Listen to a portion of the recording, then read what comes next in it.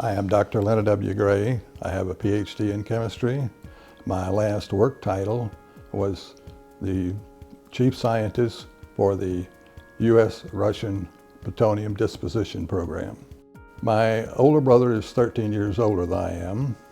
When he was in school, there was only 11 grades, not 12 like there was for me. So when he graduated from college, I was finishing the second grade.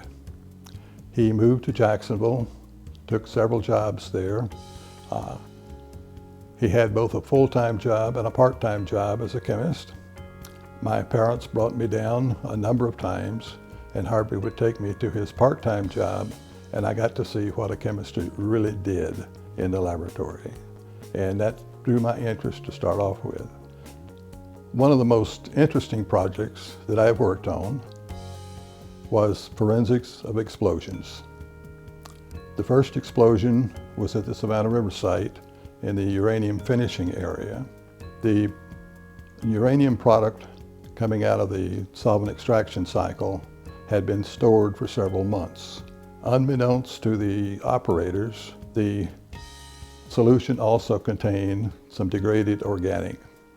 Well, the first step in the finishing is to evaporate the solution to concentrate the uranium. Instead of a smooth evaporation, gases started being emitted, exploded out of the wall, out of the furnace, onto the walls. Then it heated up more and an explosion occurred. Well, as I looked at the samples and the photos, I kept hearing a voice in my head that kept saying, "Remember hunting queen bees." And then it hit me. My father was a beekeeper. He started taking me to the apiaries with him before my 7th birthday. I would sit on one hive, he would sit on the hive opposite me.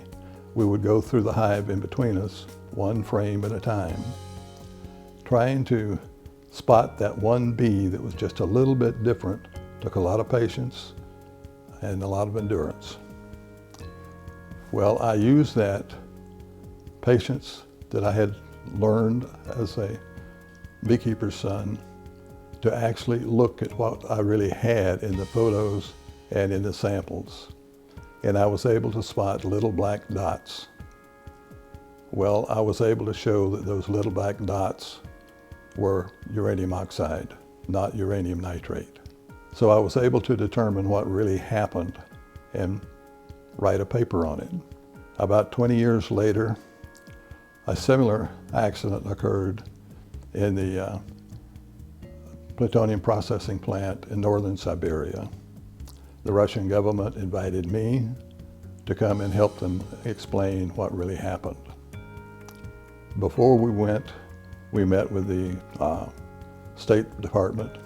They showed us photographs that Gary Powers had taken on his high altitude flights over Russia before they shot him down in 1960.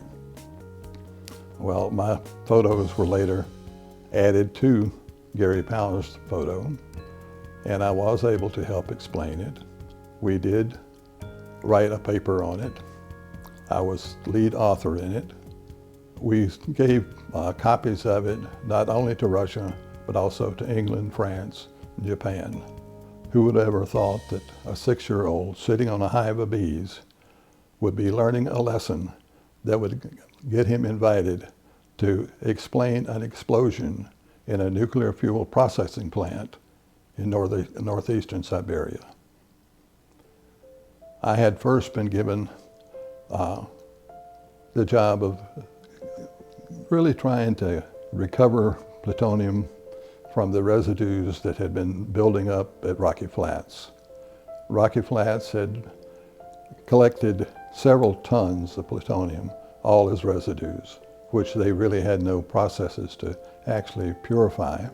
I helped Rocky Flats develop processes that would allow them to send the material to Savannah River to recover it and produce weapons-grade metal.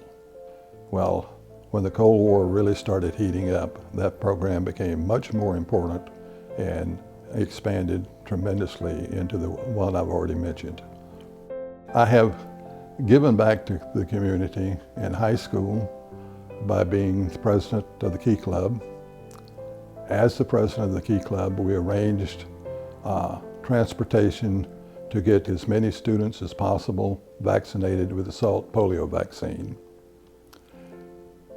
Then, as an adult, my son inherited my dyslexia, and we put him into the Augusta Reading Foundation, which was a school for dyslexic kids. I served as president of the foundation for 3 years while he was there. I have also been a member of a large number of organizations. The one that I really enjoyed the most is the Gideons, the American Chemical Society, the American Nuclear Society. I was also the chairman of the Seaborg program, which was the Actinide Separations Conference. I was chairman several years and organized several of the annual meetings. I was elected as a deacon in the First Baptist Church of North Augusta. I also served as a deacon in Trinity Baptist Church. I taught the 5th grade Sunday school class, boys' Sunday school class. I also later taught the adult Sunday school class. So I have tried to do as much as possible to honor Christ in my life. Well, our goals for the future is for Sandy and I both to recover from long-term COVID. We just have not recovered after over 2 years from actually having the disease. It is very difficult to recover from long-term COVID, but I hope that we can get back to traveling. After all, in my married life to Sandy, we have visited 42 countries. We have been well above the Arctic Circle in Norway. We've been almost to the Antarctic Circle. Ice prevented us from getting all the way there in Antarctica. We have petted lions and walked with lions and ridden elephants. We have walked amongst the Magi in Easter Island with the terracotta soldiers in China. So I would like to get back to traveling some if we can get our health back. The experience that taught me the most was when I first checked in to Savannah River. I did not have my security clearance yet, so I was assigned to a job in an unclassified area, which was a receiving basin for off-site fuels, typically called rub-off. A train car was spotted at rub-off, which contained 2 casks. Both contained the core of a nuclear reactor from the DEW line, the Distant Early Warning Line in Alaska. Unfortunately, one of the casks had leaked, and the Army was sending a group down to investigate the accident because the young Army lieutenant who had supervised the loading of the cask was up for court-martial. I was told to attend the meetings, but I was told I was there to learn, not to speak. Well, they then started just droning on and on and on about this theory, that theory, the other theory. None of it made any sense to me. And I finally raised my hand and asked the guy if I could ask a question. My boss gave me a dirty look, but the Army guy said yes. So I said, what was the barometric pressure and the temperature when the cask was offloaded from the ship from Alaska onto the train car in Seattle? And what was the temperature and the barometric pressure when it crossed the highest mountain pass?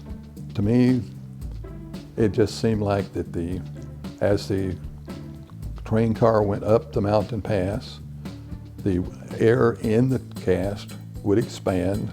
It would push water up the J-tube and maybe eventually out. Well, looking at the guy's face, it looked like the lights had finally come on. He had never thought of the gas laws. They looked up the information they needed, and then they could dot the I's and cross the T's. They came back the next morning and says, we have solved the problem. The young lieutenant is no longer up for court-martial, that you have saved him. That taught me to really depend upon the Holy Spirit and his leadings. The most noteworthy events that I contributed to was the dissolution of the Soviet Union. I played a very prominent role, or leading role, in at least 3 of the plutonium projects, and at least a minor role in a 4th project. During the time this was going on, I received an unsolicited job offer from Lawrence Livermore National Laboratory to come and take on the chemistry portion of the laser isotope separations program. This would have made every nuclear reactor in the U.S. a weapons producer.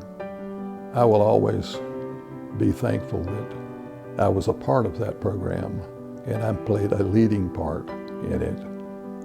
I think the biggest benefit that Marquis has offered me is to be able to share my story of following Jesus Christ in actually solving so many different scientific conundrums. It has really deepened my faith. Being a part of Marquis has really allowed me to share my story in a way that not only glorifies Christ, but they did it in a fashion that brought it down to a usable level. It allows me to share my faith with people which I have never known and never will know.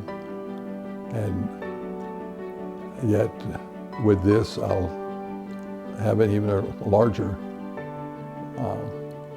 role in actually sharing my faith with people that I do not know.